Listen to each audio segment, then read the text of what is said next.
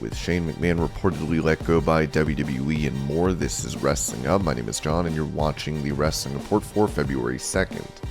Before we get into the rest of the video, make sure you subscribe to Wrestling Up and turn on all notifications to stay up to date with everything in the world of pro wrestling. Also, don't forget to follow us on Instagram at WrestlingHubOfficial and also follow us on Twitter at Wrestling_Hub.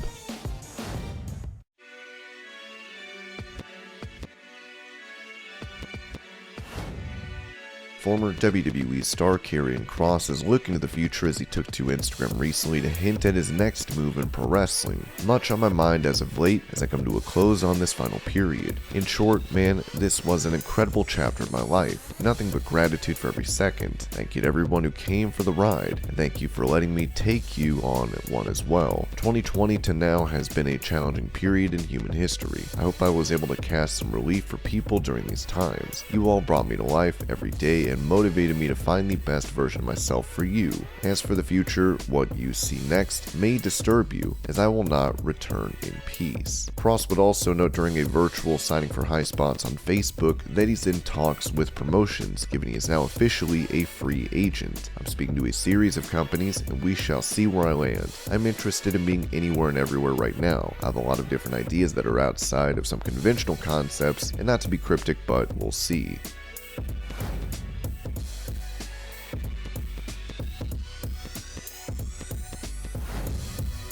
Known as Piper Niven on NXT UK, Doudrop is now a heel on the main roster and talked to Wrestling Inc. about Vince McMahon wanting her to have a dancing gimmick. It was really funny because he wanted me to come out and dance. I was like, I don't know if you looked all up in that CV, but it did not say dancer. I was kind of like, what am I doing? I don't like this. Then one day I got backstage and he goes, God damn it, I see you out there shaking your ass all afternoon. Why can't you do it out there? I was like, you've absolutely got me over a barrel there, because seeing me when I'm rehearsing. When he said that, he was like, I just want the people to see your personality that we see back here. I was like, oh man, you have completely stunned me with that. I totally got what he meant. And from that point on, that's when I started to get more comfortable with jumping around and dancing.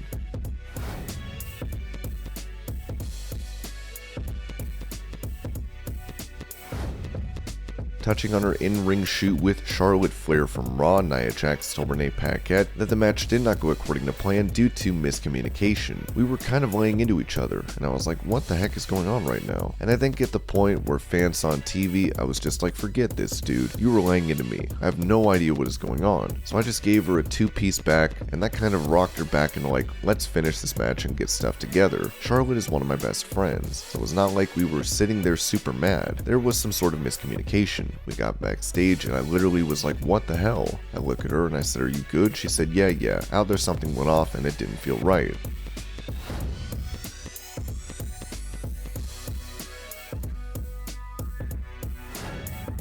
During that same interview, Jax touched on a meeting she had with Vince McMahon regarding a refusal to get vaccinated. As she recalled, I was choosing not to go and get the vaccine, and it was a personal choice. And I remember sitting down with Vince because the whole entire 2 years I was there, we were tested every day. I never popped positive. I never caught COVID the whole time. And it was like, well, kid, you're not going to be able to fulfill some of your contractual duties. I was like, well, if that's the case, then that's the case. It's a business, and I understand you've got to run your business. But I made a decision for myself, and I stood by how I felt.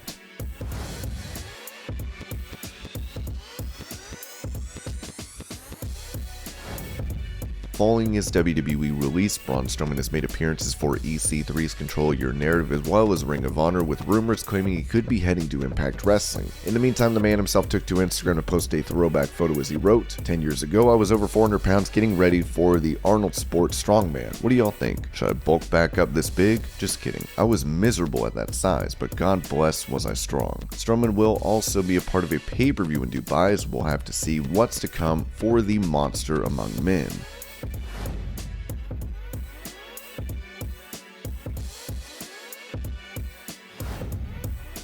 When Edge made his return to WWE during the 2020 Royal Rumble, he would come into the ring and spear AJ Styles, which caused a separated shoulder for the Phenomenal One. Talking to DAZN, Styles touched on a dream match between himself and the Rated R Superstar. I want Edge. I feel like it's one of the last dream matches I have left, and the fact that it wasn't possible a couple years ago due to him not being cleared is something I really want. The fact he came back now makes that match a definite possibility, and I'd like to have it at WrestleMania.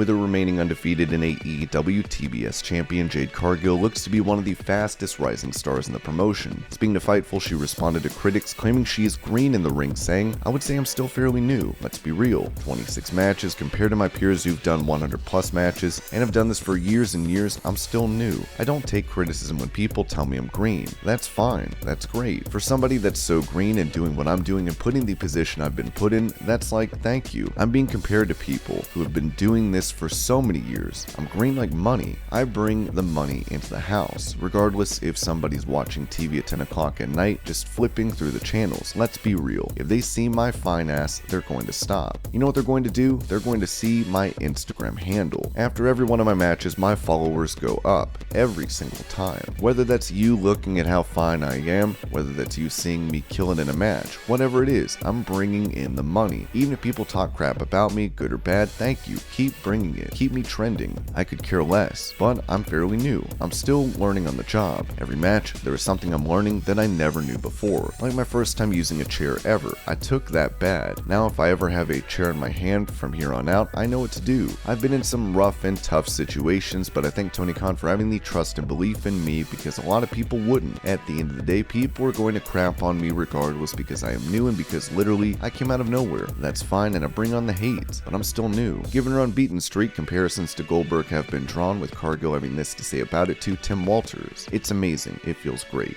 Being that I have no type of wrestling background prior to my first match on March 3rd, it's breathtaking. It feels amazing for me to be compared to someone with such a stature, and I'm blessed. Our owner, Tony Khan, puts me in a remarkable position and I'm grateful. I work hard, but I'm very grateful.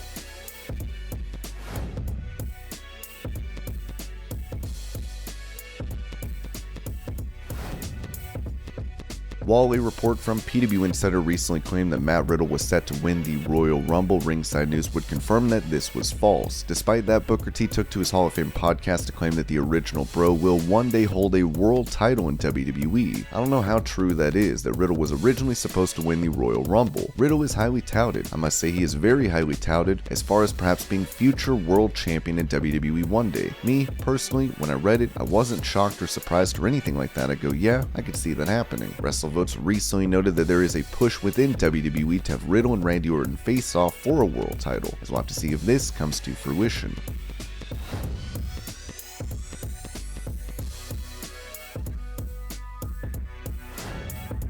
Speaking of Booker T, he talked about the recent Royal Rumble pay-per-view, noting that it was brought down by disappointing entrants. I think the men's Rumble was missing those organic surprises. I think that's what it was missing. I think it was missing, for instance, one-of-a-kind RVD showing up. That's what the Rumble was pretty much built upon. Who are we going to see that we totally didn't expect to see? But man, we are so happy to see him. One of those types of moments. I think we missed out on that. I think the Royal Rumble this year was about the finish.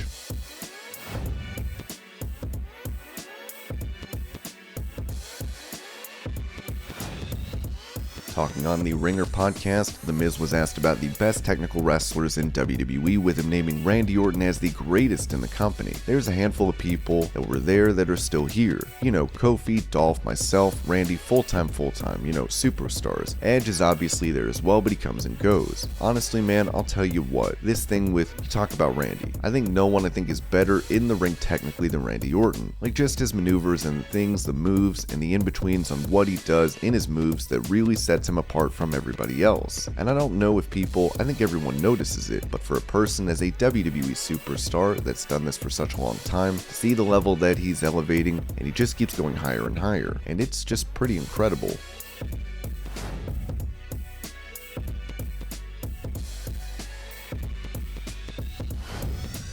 With him returning to be a part of the men's Royal Rumble match, Shane McMahon would garner a ton of heat within WWE according to reports. It was said that he buried producers, talent in the ring, and even went against the plans of his father. Given the outrage, it seems the son of Vince McMahon is no longer with the company, with Ringside News reporting that there's a lot going on with Shane McMahon. He is now off Raw, Elimination Chamber, and WrestleMania. A tenured source within the company told us that Vince McMahon is also quietly using the term let go to describe the situation. Shane McMahon has been let go. Vince had no choice choice. Shane created chaos, had everyone in an uproar, pissed off everyone in the Rumble, openly buried other producers, and was changing things that Vince wanted. Vince had no other choice but to send him home. Of course, this would lead to McMahon trending on Twitter with many reacting to this news. Did Vince McMahon just fire his son? Shane McMahon booking himself to be the hardest man alive, everybody thinking he's a and him being bounced out is as funny as seasons 3 to 7 of The Simpsons. So anything happened this morning? Pause. Shane McMahon is being let go from WWE. Shane McMahon has apparently been let go by WWE, so that can only mean one thing.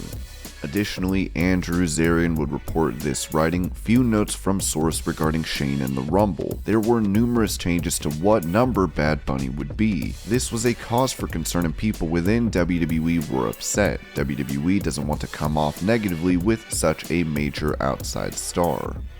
Also, PW Insider would report, writing, "It was said that Shane was obviously frustrated the day of the show and that some believe that came from his ideas being shot down by Vince McMahon. The talk was he was upset that he wasn't being allowed to do what he wanted and was greatly preoccupied by his own role in the Rumble."